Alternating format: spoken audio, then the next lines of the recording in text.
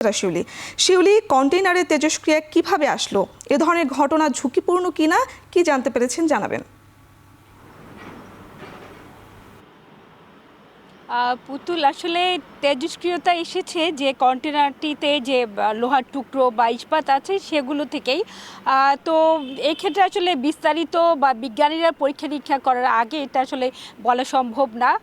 এবং এই যে লোহার টুকরোগুলো বা স্ক্র্যাপগুলো এসেছে কন্টেনারে করে ব্রাজিল থেকে, সেগুলো আসলে কী ধরনের কাজে ব্যবহার হয়েছিল, সেটি করে শিল্প কারখানায় ব্যবহার হয়েছিল নাকি পরমাণু বিদ্যুৎ কেন্দ্র বা পরমাণু শক্তি কমিশন বা পরমাণু তৈরির কাজে ব্যবহৃত কোনো কাজে ব্যবহার হয়েছিল কি না সেটার উপরে নির্ভর করে।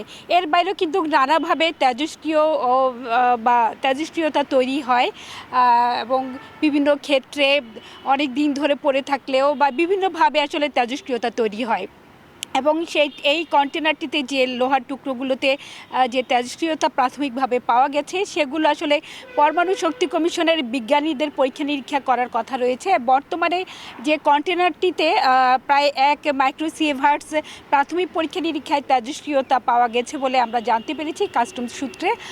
তো এটি এখন বর্তমানে বন্দরের সিপিআর গেটে বিশেষভাবে পৃথক জায়গায় আলাদা করে রাখা হয়েছে, যেহেতু তেজস্ক্রিয়তা থেকে যে বিকর্ণ হয় এবং সেই বিকরণের মাত্রা আসলে কতটুকু সেটি এখনও জানা যায়নি।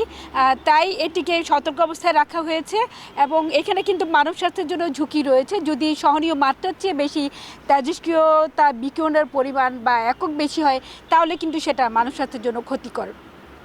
তো এক্ষেত্রে আসলে পরীক্ষা নিরীক্ষার পরেই পরবর্তী পদক্ষেপ নেওয়া হবে বলে বন্দর এবং কাস্টমস কর্তৃপক্ষ আমাদেরকে জানিয়েছে। পুতুল, এই ছিল আমার কাছে এখনকার মতো সবশেষ। চট্টগ্রাম বন্দর থেকে যুক্ত ছিলেন সহকর্মী হাজেরা শিউলি।